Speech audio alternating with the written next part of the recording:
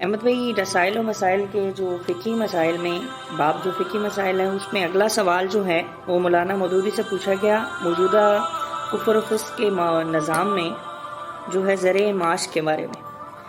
اس میں سوال یہ کیا گیا کہ آپ کی تحریروں کو دیکھنے کے بعد میں اپنے موجودہ ذریعہ معاش سے بیزار ہو رہا ہوں، لیکن کافرانہ نظام حکومت و تمدن کے ماتحت کسب حلال قریباً ناممکن تصور ہے۔ ملازمت، کاشتکاری اور تجارت سب پیشوں میں حرام داخل ہو گیا ہے، پھر ہمارے لیے کون سا رستہ بہتر ہے؟ ابراہیم بھائی، یہ مولانا مودودی سے بڑا اچھا سوال پوچھا گیا، اور یہ موجودہ دور میں بھی بہت سارے لوگ اس تذبذب میں ہیں، اس پریشانی میں ہیں کہ اس کو ہم کس طریقے سے اپنے ذریعہ معاش کو کس طریقے سے حلال کے اوپر ہی رکھیں۔ تو ہم دیکھتے ہیں کہ سید ابو العالی مودودی نے اس میں کیا جواب دیا۔ سید ابو العالی مودودی فرماتے ہیں کہ آپ کا کہنا بجا ہے کہ کافرانہ نظام تمدن و سیاست کے اندر رہتے ہوئے خالص حلال کی روٹی تقریباً مشکل ہے، مگر میں نے وسائل رزق کے معاملے میں حلال و حرام کی تمیز پر اپنے مضامین میں بار بار جو زور دیا ہے، اس سے میرا مقصود یہ نہیں تھا کہ حلال ذرائع یہیں کہیں موجود ہیں، لوگ حرام ذرائع کو چھوڑ کر ان کو حاصل کر لیں، بلکہ اس سے میرا مقصود یہ تھا کہ حلال و حرام کی تمیز پیدا ہو جانے کے بعد ایک سچا مسلمان جب اپنے گرد و پیش کا جائزہ لے گا، تب اس کو صحیح اندازہ ہوگا کہ اس کفر کے تسلط کی بدولت وہ کس طرح چاروں طرف گندگیوں اور نجاستوں میں گر گیا ہے۔ پھر اگر واقعی وہ پاکیزگی کا خواہاں ہو تو اس کے اندر اس نجازت خیز نظام کو مٹانے اور بدلنے کا شدید جذبہ پیدا ہوگا، اور وہ ہر آن اس نظام سے سخت نفرت اور کراہت کرے گا۔ اس اصولی بات کو سمجھنے کے بعد عملی نقطہ نظر سے ہمارے لیے اگر کچھ ممکن ہے تو وہ صرف یہ کہ زیادہ حرام کو چھوڑ کر کم حرام یا ملوث با حرام رزق کو مجبوراً گوارا کرے۔ خالص حلال کی قید کے ساتھ زندگی کا سامان بہم پہنچانا اس نظام کے اندر رہتے ہوئے ممکن نہیں ہے۔ اب یہ آپ کے حالات پر اور آپ کی قوتوں اور صلاحیتوں پر منحصر ہے کہ عملاً کون سے ذرائع آپ اختیار کر سکتے ہیں جن میں حرام کی آمیزش کم سے کم تر ہو، اور آپ موجودہ کافرانہ نظام کے بقا و استحکام میں کم سے کم مددگار بنیں۔ عملاً اس میں کامیابی کے لیے ایک شرط یہ بھی ہے کہ آپ اپنے معیار زندگی کو بدلنے کے لیے تیار ہو جائیں۔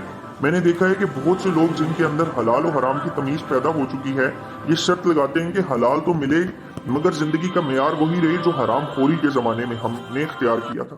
یہ شرط انہیں مجبوراً اسی حرام خوری میں مبتلا رکھتی ہے۔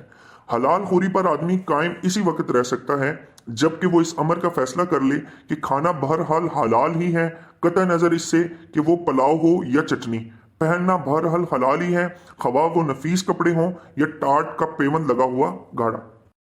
اس میں احمد بھائی آگے جا کے ایک اور سوال پوچھا گیا ہے، میں چاہتا ہوں کہ ہم وہ بھی اگر پڑھ لیں۔ رشوت و خیانت کو حلال کرنے کا بہانہ۔ سوال یہ کیا گیا ہے کہ سرکاری اہلکاروں کو جو نذرانے اور ہدیے اور تحفے ان کے طلب اور جبر و اکراہ کے بغیر کاروباری لوگ اپنی خوشی سے دیتے ہیں، انہیں ملازمت پیشہ حضرات بالعموم جائز سمجھتے ہیں اور کہتے ہیں کہ یہ رشوت کی تعریف میں نہیں آتا، اس لیے یہ حلال ہونا چاہیے۔ اسی طرح سرکاری ملازموں کے تصرف میں جو سرکاری مال ہوتا ہے، اسے بھی اپنی ذاتی ضرورتوں میں استعمال کرنا یہ لوگ جائز سمجھتے ہیں۔ میں اپنے حلقہ ملاقات میں اس گروہ کے لوگوں کو سمجھانے کی کوشش کرتا ہوں، مگر میری باتوں سے ان کا اطمینان نہیں ہوتا۔ ابراہیم بھائی، یہ بہت ضروری ٹاپک جو ہے اس وقت بھی معاشرے میں سب سے زیادہ آپ بھی محسوس کرتے ہوں گے، اور معاشرے میں رشوت کے اوپر بہت زیادہ اس وقت مسائل ہیں۔ لوگ اداروں کے اندر، سرکاری دفتروں میں بھی اور پرائیویٹ کام میں بھی رشوت جو ہے وہ ہے۔ تو اس میں ہم دیکھتے ہیں کہ آج کے تناظر میں بھی مولانا مودودی نے قرآن و سنت کی روشنی میں اس میں کیا جواب دیا ہے۔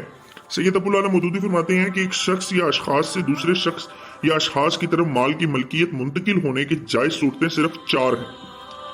ایک یہ کہ حبہ یا عطیہ ہو برضا و رغبت، دوسرا یہ کہ خرید و فروخت ہو آپس کی رضامندی سے، تیسرا یہ کہ خدمت کا معاوضہ ہو باہمی قرارداد سے، اور چوتھا یہ کہ میراث ہو جو ازروئے قانون ایک کو دوسرے سے پہنچتا ہے۔ ان کے ماسوا جتنی صورتیں انتقال ملکیت کی ہیں سب حرام ہیں۔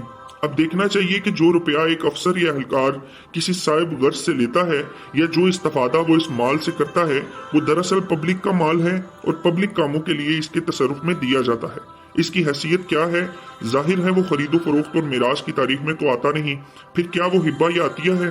اس کا فیصلہ کرنے کے لیے ایک سوال کا جواب کافی ہے۔ کیا یہ ہبہ یا عطیہ ایک اہلکار کو اسی صورت میں بھی ملتا ہے جبکہ وہ اس منصب پر نہ ہو؟ या पेंशन पर अलग हो चुका हो। अगर नहीं तो ये अतिया या हिब्बा नहीं है, क्योंकि ये इसके मनसब की वजह से इसके पास आ रहा है, ना कि किसी जाती ताल्लुक या मोहब्बत या हमदर्दी की बिना पर। अब क्या ये इनके खिदमात का मुआवजा है जो एक एहलकार अपने मनसब के सिलसिले में इंजाम देता है? जाहिर है कि यह दर हकीकत मुआवजा भी नहीं, मुआवजा तो सिर्फ वो तनख्वाह और अलाउंस है जो मुलाजम होने की हैसियत से आदमी को मिलते हैं। इनके मासवा जो कुछ एक एहलकार अपने फ़राइज़ मनसबी अदा करने के सिलसिले में हासिल करता है वो या तो खयानत है जो पब्लिक फंड में से की जाती है, या नाजायज़ खिदमात का मुआवजा है जो शराइत मुलाजम के खिलाफ अमल करने के बदले में आदमी को मिलता है, या जायज़ खिदमात का नाजायज़ मुआवजा है क्योंकि शराइत मुलाजम के हदूद में रहते हुए काम करने का मुआवजा तो बशक्ल तनख्वाह आदमी पहले ही ले चुका है। इस पर मजीद मुआवजा हासिल करना सरीहन तौर पर हराम है। ये तो थी असूली बात। अब देखते हैं कि इस मामले में शरई अहकामात क्या है।